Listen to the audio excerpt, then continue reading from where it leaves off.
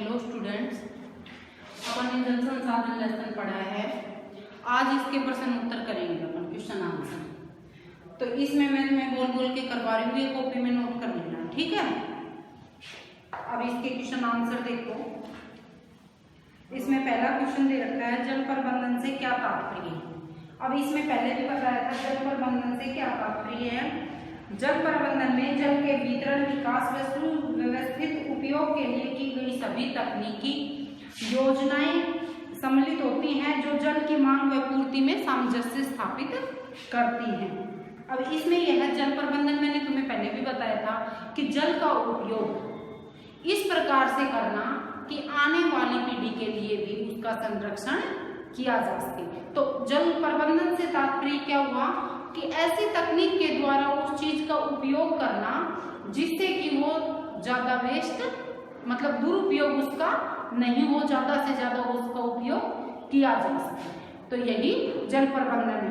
तो इसमें एक बार फिर सुन लो कि जल प्रबंधन में जल के वितरण, विकास व सुव्यवस्थित उपयोग के लिए की गई सभी तकनीकी योजनाएं सम्मिलित होती हैं जो जल की मांग व पूर्ति में सामंजस्य स्थापित करती हैं। जल की मांग व पूर्ति में कि तकनीकों के द्वारा जल का उपयोग है वो अधिक से अधिक या सुव्यवस्थित तरीके से किया जा सके। तो यही जल प्रबंधन है। अब अगला क्वेश्चन है, भारत की सबसे लंबी मानव निर्मित नहर कौन सी है। मैंने आपको जब ये पढ़ाई तब भी ये जल संसाधन में अपन ने विभिन्न बहुउद्देशीय परियोजनाएं पढ़ा था ना, तो उसमें भी बताया था। तो देखो इसमें मानव निर्मित नहर कौन सी है, तो आप इसका नाम लिख सकते हो। दूसरे क्वेश्चन का आंसर है राजस्थान नहर। राजस्थान नहर, या आप लिख सकते हो इंदिरा गांधी, इसी का नाम है इंदिरा गांधी नहर, ठीक है, जो राजस्थान में निकाली गई है ना, पश्चिमी क्षेत्र में, वो है। तो यह मानव निर्मित सबसे बड़ी नहर है राजस्थान नहर या इंदिरा गांधी नहर। अब इससे आगे है, भारत का सबसे लंबा बांध कौन सा है। भारत का सबसे लंबा बांध कौन सा है, यह है हीराकुद बांध। भारत का सबसे लंबा बांध कौन सा है, हीराकुद बांध है, जो महानदी पर बनाया गया है। सबसे लंबा बांध कौन सा है, हीराकुद बांध। हीराकुद बांध जो कौन सी नदी पे है, माही नदी पे।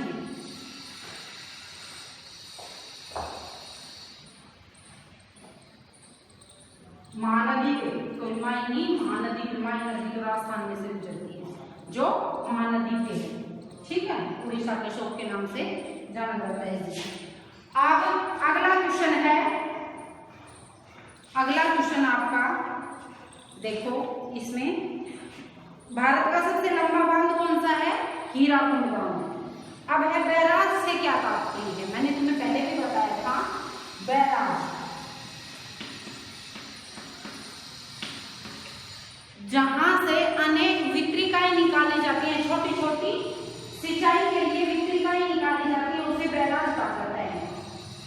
सिंचाई के लिए नहरों को निकाला जाना ही बैराज है। सिंचाई के लिए जैसे बड़ी नदी है, उसमें से छोटी छोटी जो वितरिकाएं नहरें निकालते हैं ना, उसे बैराज कहा जाता है, ठीक है। जैसे इसके उदाहरण देखो, हरी के बैराज, कोटा बैराज, ये है ना, इसके कोटा बैराज,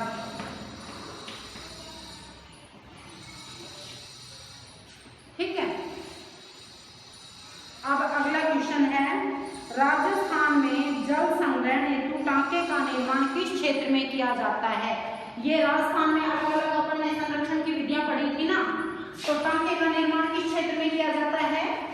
टांका एक जल संरक्षण की ही विधि है जो पश्चिमी राजस्थान में, पश्चिमी राजस्थान में टांके का उपयोग जल संरक्षण के लिए किया जाता है। तो इसका आंसर क्या आएगा? पश्चिमी राजस्थान में टांके का निर्माण जल संरक्षण के लिए किया जाता है, तो पश्चिमी राजस्थान।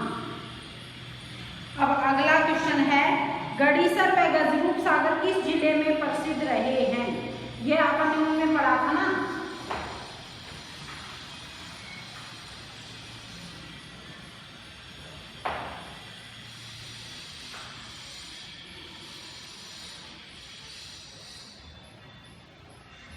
तालाब में, तालाब,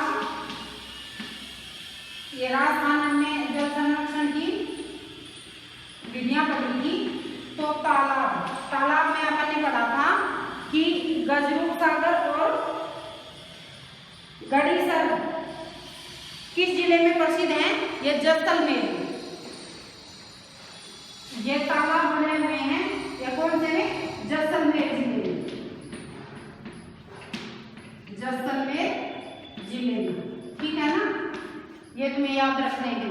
अगला क्वेश्चन है, राजस्थान में आदिवासी क्षेत्रों के विकास के लिए कौन सी बहुउद्देशीय परियोजना चलाई गई है? तो यह है, अभी मैंने नाम लिया था ना, वो महानदी की जगह माही नदी, क्योंकि दक्षिणी राजस्थान में बांसवाड़ा, डूंगरपुर, उदयपुर, इनमें आदिवासी, यही आदिवासी क्षेत्र है राजस्थान में, तो इनमें कौन सी नदी बहती है? माही बजाज सागर योजना, बजाज सागर योजना चलाई गई है ना उधर आदिवासी क्षेत्रों के विकास के लिए, माही बजाज सागर योजना। अब मिट्टी से निर्मित बांध कौन सा है? यह मैंने तुम्हें पढ़ाई तभी बताया था।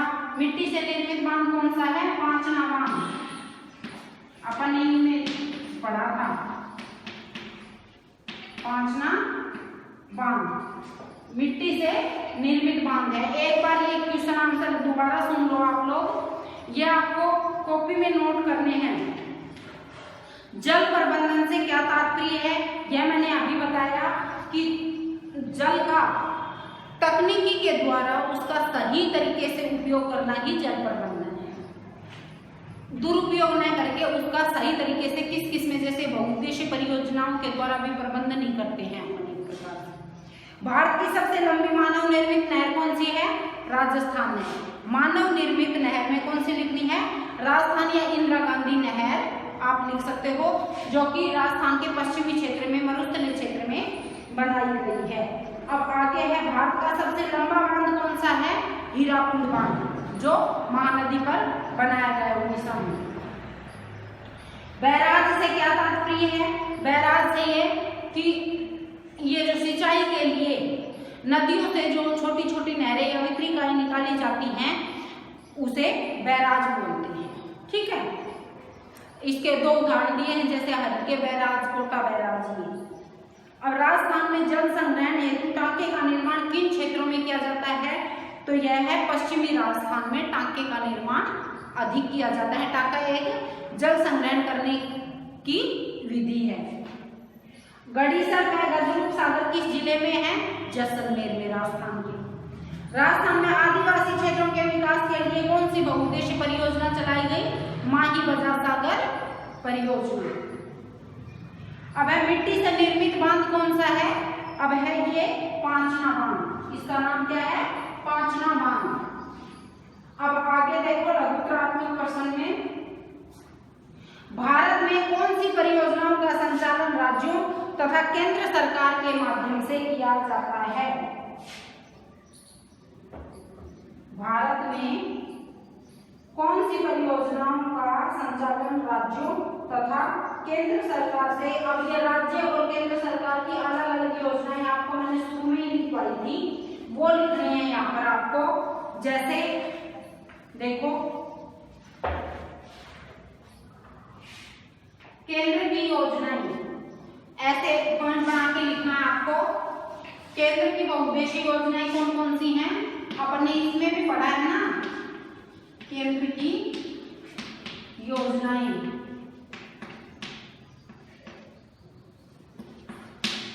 केंद्र की योजना में देखो, अपन ने भागता नाम भी पढ़ा, भाखड़ा नांगल परियोजना।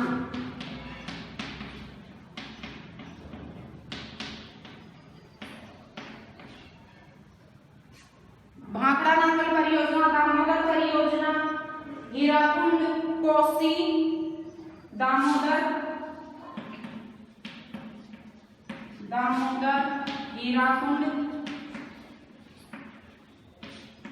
कोसी टिहरी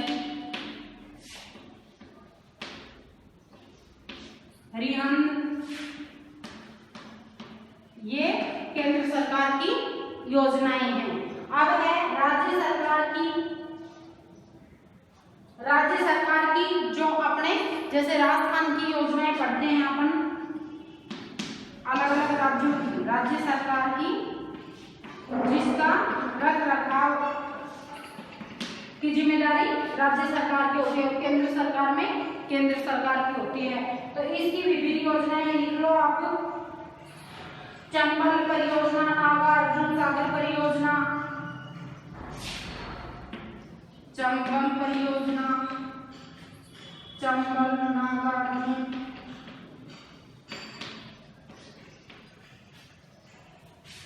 चंबल नागार्जुन, तुंगभद्रा, सरदार सरोवर, ये सारी लिखनी है।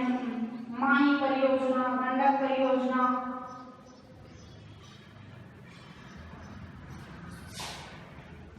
माही परियोजना, गंडक परियोजना,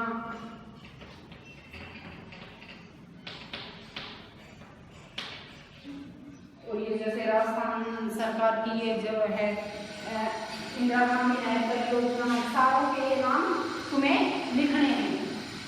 अब अगला क्वेश्चन है आपका, ये केंद्र सरकार की और राज्य सरकार की अलग अलग योजनाएं लिख देना। अब अगला क्वेश्चन है आपका,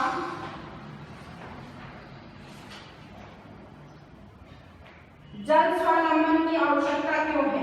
यह जल स्वावलंबन मैंने तुम्हें बताया था कल भी कि जल स्वावलंबन में क्या करते हैं, इसमें अनेक प्रकार से जल का किस प्रकार से उपयोग सही तरीके से किया जाए, जल संरक्षण या जल स्वावलंबन होता है। जल की कमी से जो क्षेत्र जल की अधिक कमी है, जैसे अपने राजस्थान में, पश्चिमी राजस्थान में जल की अत्यधिक कमी थी, तो उसके लिए क्या योजना चलाई गई? यह इंदिरा गांधी नहर परियोजना बनाई गई ना, इंदिरा गांधी नहर परियोजना निकाली गई ना। इसी प्रकार से जिस क्षेत्र में कमी है, उस क्षेत्र में जल की कमी है, उस क्षेत्र में उसका सही तरीके से पूर्ति किस प्रकार से किया जाए, और जिसमें अधिकता है उसका उपयोग जल का किस प्रकार से किया जाए, इस तकनीकी का विकास ही जल स्वावलंबन है। इसमें सिंचाई, पेयजल और भूजल स्तर सुधारना, इन सब का ध्यान रखा जाता है। तो यह आपको लिखना है जल स्वावलंबन में कि जल का इस प्रकार से संरक्षण करना कि उसका उपयोग अधिक से अधिक किया जा सके, या जो जिस क्षेत्रों में जल की कमी है उन क्षेत्रों में उस जल की आपूर्ति की जा सके। तो यही जल स्वावलंबन है। अब आगे है बावड़ी। क्या है यह बावड़ी? खड़ी हमने पढ़ा था ना, तो इसमें बावड़ी ये राजस्थान की परंपरागत जल संरक्षण की विधियां हैं। यह चतुष्कोणीय गोल व वर्तुलाकार में निर्मित जल स्रोत, ये बावड़ी का जो ये पूरा पैराग्राफ दे रखा है, यह आपको लिखना है। इसमें अब मुख्य बात क्या है कि बूंदी शहर को बावड़ियां अधिक पाई जाने के कारण सिटी ऑफ स्टेप वेल्स के नाम से सिटी ऑफ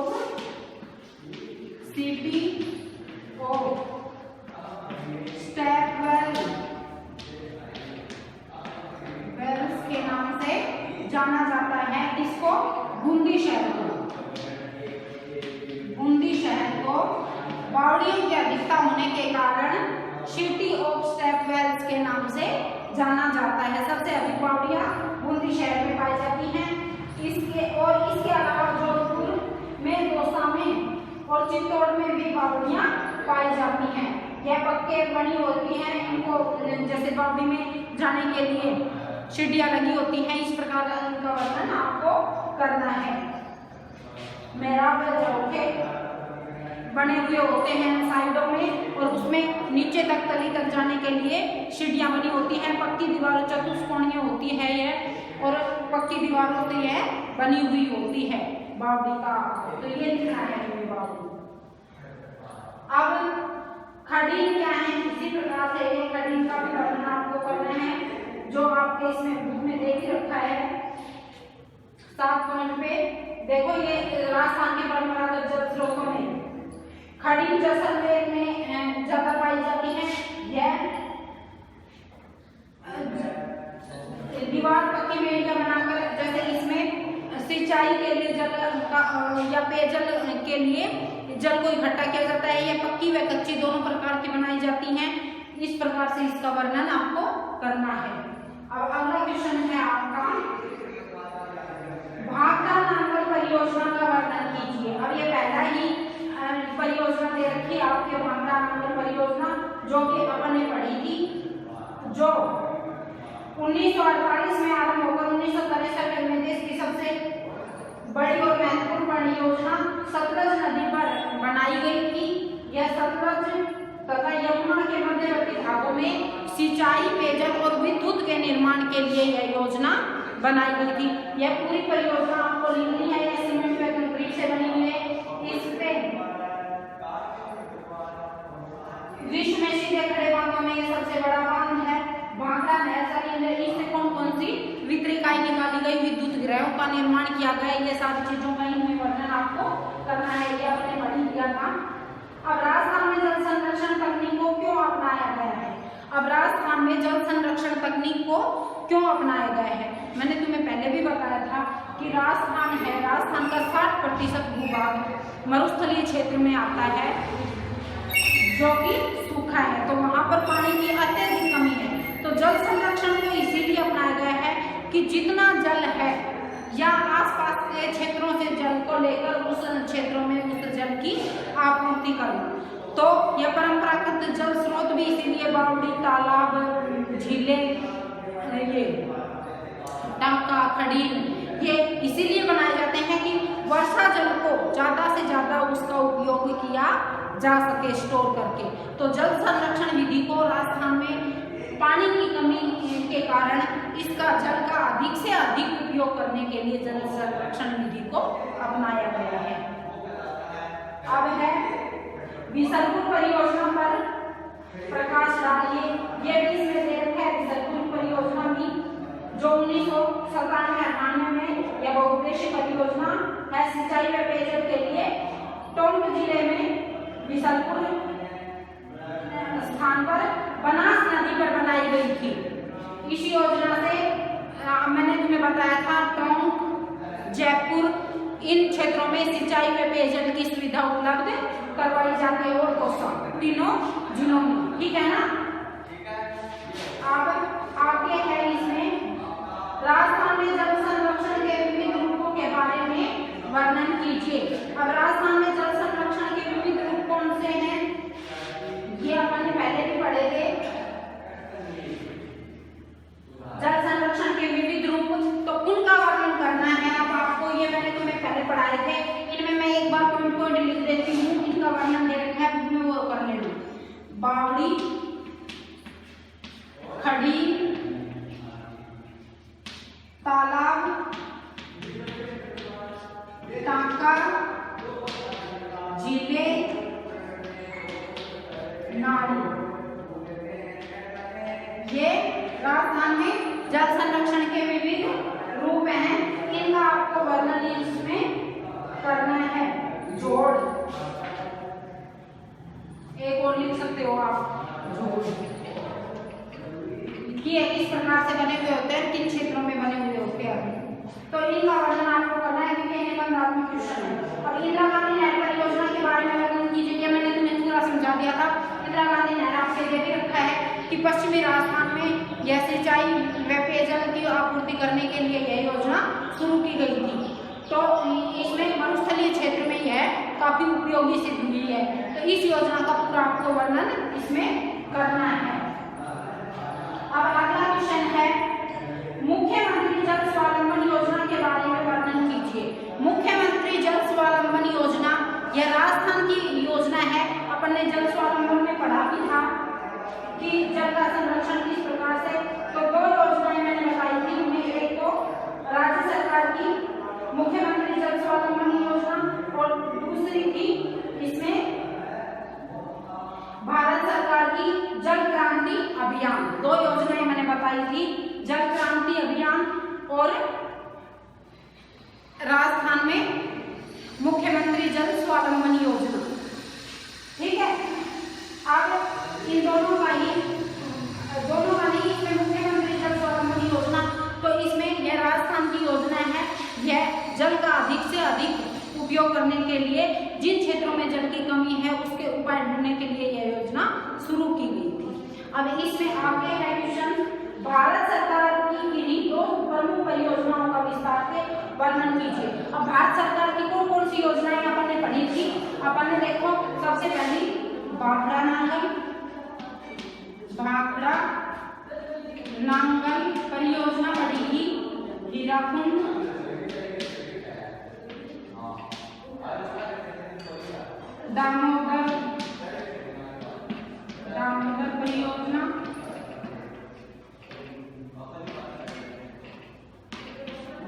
दामोदर परियोजना, बिसलपुर परियोजना ये पढ़ी थी ना हमने। तो इनमें से माहीमर्जा सागर परियोजना और हीराकुंड परियोजना, इनमें से कोई भी हीराकुंड परियोजना,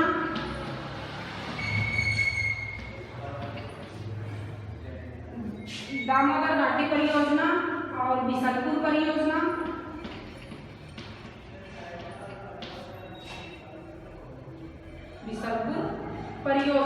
इनमें से कोई भी दो का वर्णन आप कर सकते हो। ठीक है ना, इनका दो का वर्णन आप लिख देना। ये आपके क्वेश्चन आंसर हो गए हैं, इनको याद भी करने हैं और अपनी कॉपी में जितने भी हैं मैं तुम्हें बता दूंगी कि होमवर्क कब जमा करवाना है, तब आप फोटो खींच के इनकी भेज देना। फिर भी इस लेसन में कोई दिक्कत हो तो मेरे से पूछ लेना।